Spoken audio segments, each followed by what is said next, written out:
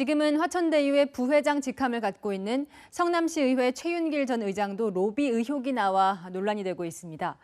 그런데 이 인물이 이미 11년 전부터 대장동 개발 사업의 로비 과정에서 중간다리 역할을 해온 정황이 드러났습니다. 전민영 기자가 보도합니다. 지난 2010년 남욱 변호사 정영학 회계사와 함께 대장동 민간 개발을 추진하던 이모 부동산 투자회사 대표.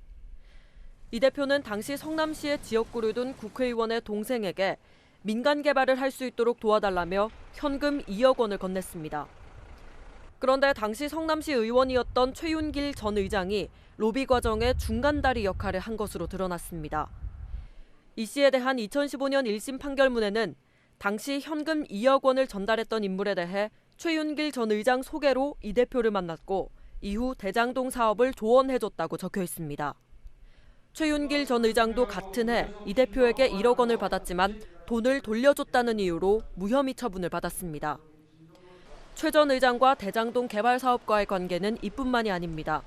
지난 2012년 새누리당 소속으로 성남시 의회 의장이 된 뒤에는 성남도시개발공사 설립에 주도적 역할을 했습니다. 당시 집권 여당인 새누리당은 공사 설립을 당론으로 반대하던 상황. 하지만 최 전 의장과 함께 다른 새누리당 두 의원이 찬성표를 던진 겁니다.